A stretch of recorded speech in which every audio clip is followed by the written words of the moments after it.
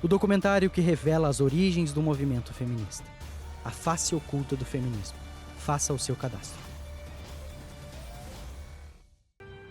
A teoria da espiral do silêncio foi cunhada pela cientista política Elizabeth Noel Neumann na década de 70, na verdade, 1970 e alguma coisa, depois de fazer algumas pesquisas eleitorais na Alemanha. Então aconteceram as eleições, ela observou qual foi o comportamento da sociedade e ela cunhou essa teoria, ela criou essa teoria chamada espiral do silêncio. O que ela percebeu? Percebeu o seguinte, falando de maneira muito simples, tá? Quando nós estamos numa rodinha e nós percebemos que a opinião que está rolando ali é a mesma opinião que nós temos, nós nos manifestamos. Se, no entanto, nós percebemos que aquela opinião que está rolando ali não é a nossa, nós tendemos a nos manter calados. É uma tendência do ser humano. Este comportamento pode acontecer por mais de um motivo.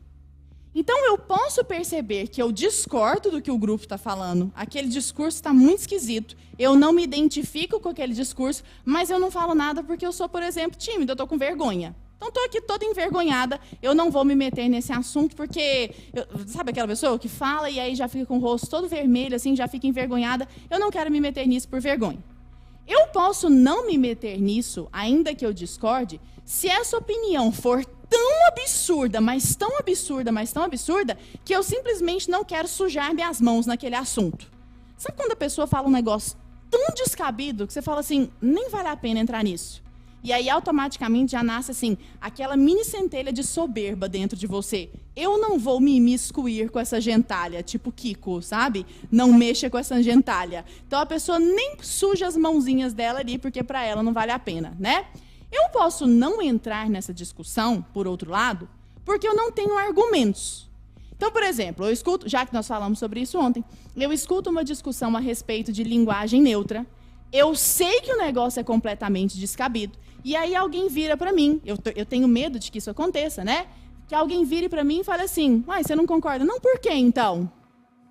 Se aquele discurso está sendo validado por todo mundo, e aí eu não tenho argumentos. Como eu não tenho argumentos para me defender, eu decido ficar na minha. Pode ser por isso que eu me calo. Eu posso me calar simplesmente por medo de rejeição, ou simplesmente porque eu sou uma pessoa pacífica, né? Então, qual é o resumo de toda a teoria da Elizabeth Noel Neumann, a alemã, né, a cientista política?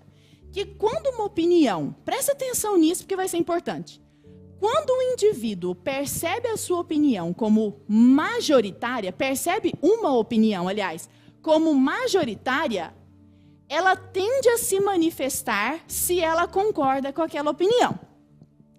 Por outro lado, se ela percebe que aquela opinião que está rolando ali na rodinha não é a opinião dela, ela tende a se manter em silêncio.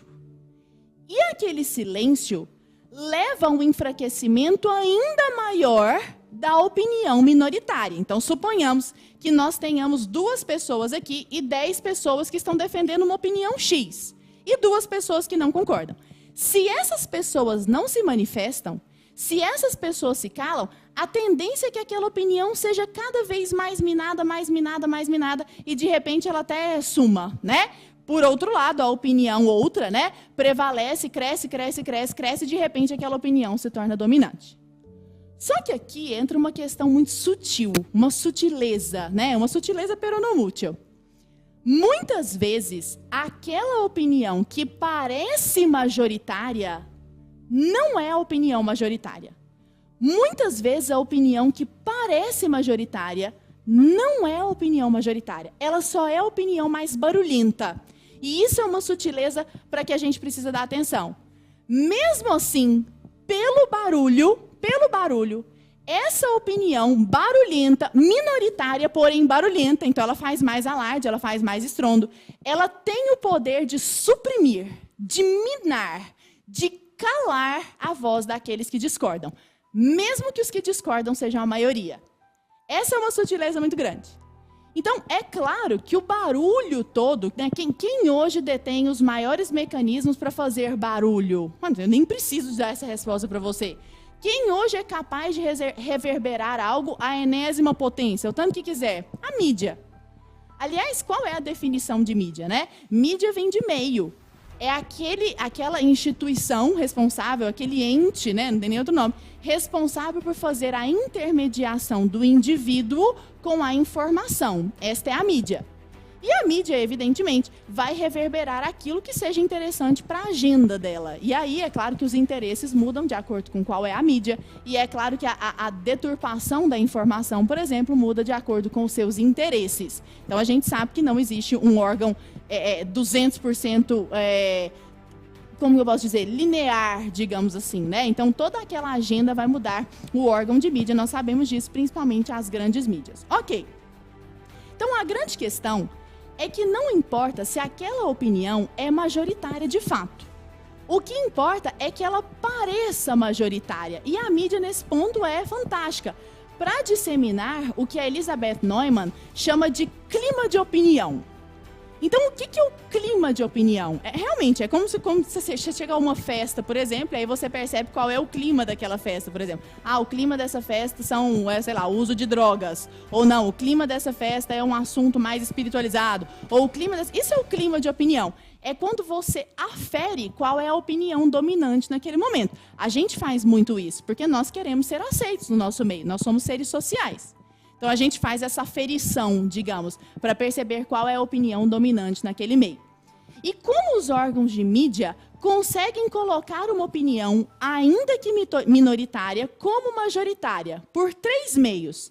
Acumulação, consonância e ubiquidade são as palavras usadas. O que é a acumulação? Olha, é o excesso de exposição do tema na mídia. Então, pega-se, por exemplo, uma pauta, uma agenda que tenha determinado interesse por algum motivo, e aquela pauta aparece assim, o tempo inteiro.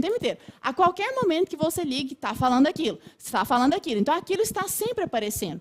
Às vezes de maneira direta, às vezes de maneira sutil. Às vezes de maneira muito sutil.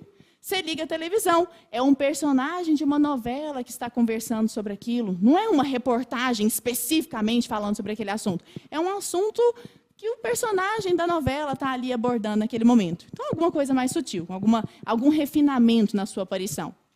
A segunda característica é a consonância.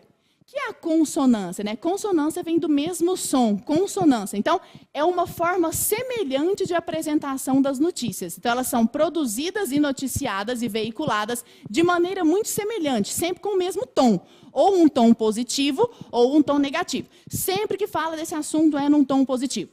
Sempre que se fala desse assunto é num tom negativo. Isso é o que se chama de consonância. Aquele assunto é sempre abordado com o mesmo tom, positivo ou negativo. E a terceira característica é a ubiquidade. O que é a ubiquidade? É a presença daquele assunto em todas as mídias, que num conchavo, né, seja dito, seja não dito, seja expresso, seja tácito, mas num conchavo, aquele mesmo assunto aparece em todos os órgãos de mídia. Então, se esse assunto atinge esses 3 níveis, aí é sucesso. Aí o clima de opinião se faz garantir sem a menor dúvida. E a mídia faz justamente isso, né? Ela reverbera as opiniões, é claro, mais convenientes, dependendo de qual é a agenda, dependendo de qual é o caso, como se elas fossem largamente aceitas e criam um sentimento de deslocamento naquele indivíduo que não concorda, que é exatamente o que a gente sentiu ontem.